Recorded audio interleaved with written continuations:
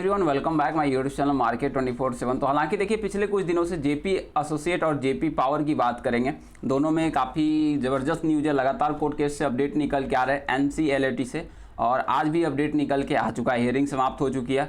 अगर बात करोगे तो पिछले कुछ दिनों से जो जेपी पावर अगर आप देख रहे हो तो काफ़ी ज़्यादा नेगेटिव ही शो हो रहा है, 1% 1.5% का गिरावट देखने को मिल रहा है। इसके पीछे लगातार एनसीएलटी से जो अपडेट निकल के आ रही, कहीं ना कहीं इसका इफेक्ट देखने को मिल रहा है। बाकी आज के सेशन में बाइंग क्वांटिटी अच्छा था, बट कुछ प्रॉफिट बुकिंग हुआ, गिरावट देखने को मिली। एंड देख सकते हो लास्ट के ट्रेडिंग सेशन में भी सेम कारोबार करता हुआ निकल का है। बाकी अगर आप कंपनी के रिटर्न के मामले में जाओगे तो कंपनी ने अच्छा खासा रिटर्न बना के दिया है। कंपनी का पिछला 1 ईयर देखिए 20%, 1 मंथ 16%, पिछला 1 वीक 11% के आसपास, तो रिटर्न कंपनी ने काफ़ी कमाल के बना के दिए। ट्रेड इन्फॉर्मेशन की बात की जाए तो 7 करोड़ 38 लाख वॉल्यूम निकल कर, trade value 140 crore, market cap company का 13,000 करोड़ तक पहुंच चुका, जो कि काफ़ी बेहतर है। एंड डिलीवरी की बात करें तो 36%, पहले कहाँ 10,000 से नीचे भी जा चुका था। जब से कंपनी में एक बड़ी रैली आई है, अडानी का जब अप्रूवल मिलता है कंपनी में एक बड़ी तेज़ी भी देखने को मिलती है।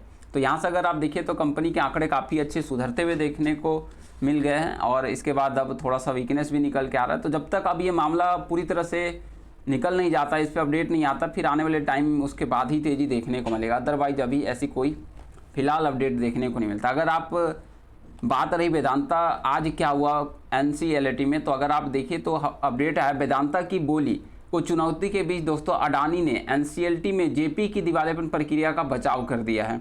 अब देखिए यहाँ पर बड़ा बयान निकल के आया कि अडानी सामने आते हुए निकल के आए, उनके वकील अब यहाँ पर चुप्पी तोड़ दिया है। मंगलवार को अडानी समूह ने दोस्तों राष्ट्रीय विधि अपीली न्यायाधिकरण एनसीएलटी के समक्ष जेपी एसोसिएट के दिवालियापन समाधान प्रक्रिया की निष्पक्षता से बचाव किया। अब यहाँ पे देखिए उन्होंने बचाव किया है, जबकि प्रतिद्वंदी बोलीदाता ने वेदांता लिमिटेड ने ऋणदाताओं के निर्णय के खिलाफ अपनी चुनौती को आगे बढ़ाया, और वेदांता ने एक बार फिर से इस चुनौती जो याचिका दायर हुई थी उसको फिर से आगे बढ़ाया है। और अडानी की ओर से दोस्तों जो वकील पेश हुए उन्होंने समझाया, देखिए राय ने तर्क दिया कि दिवालियापन दियाला संहिता आईबीसी के तहत जो बोली प्रक्रिया है बिल्कुल निष्पक्ष, पारदर्शी और व्यवस्थित तरीके से आयोजित की गई थी, जिसमें सभी प्रतिभागियों को समान अवसर प्रदान किया गया था। तो अडानी के बीच में यहाँ पर एंट्री होती हुई निकल के आ रही है, और मतलब उनके वकील की, और यहाँ पे अपडेट निकाल के दे रहे हैं।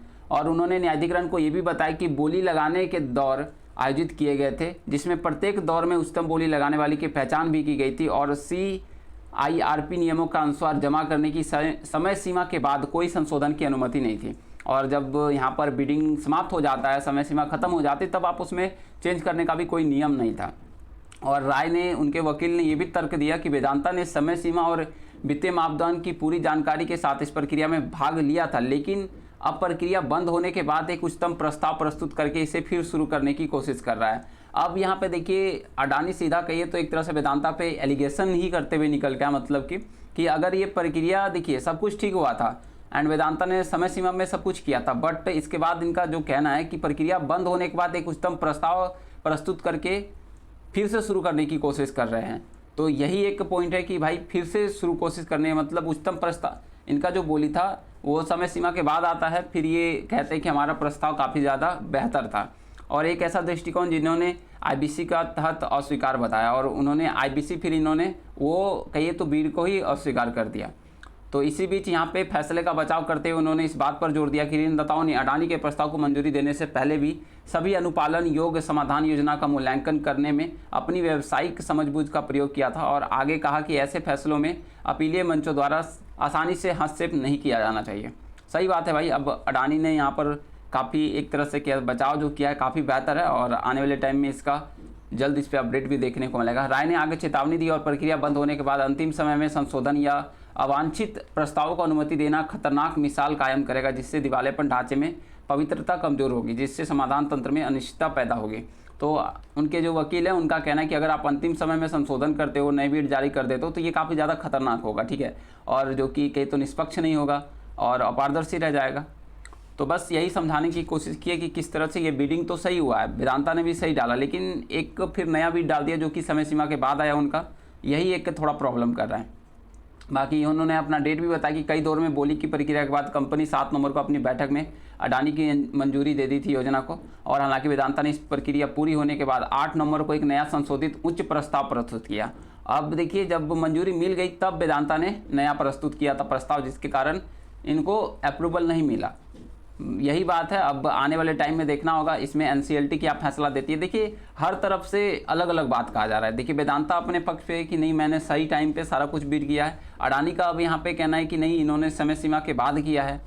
इस समय सीमा पे इन्होंने जमा नहीं किया था अपने बीट को। अब दोनों का अडानी और सीओसी कहिए तो बड़े बड़े बयान दे चुके हैं और उम्मीद करते हैं कि अब एनसीएलटी अपना जल्द से जल्द फैसला सुना दे। लेकिन इनके बीच अब देखिए कोई ठोस सबूत होना चाहिए कि कब इनके पास पैसा बिडिंग जारी किए, कितना बिडिंग जारी किए। अगर ये सबूत पेश करते हैं तो ही आगे कुछ हो सकता है, अदरवाइज अडानी के हाथ में तो कंपनी है ही, सारा तो अप्रूवल मिल चुका है, बस एक अप्रूवल बाकी है जो कि एनसीएलटी से।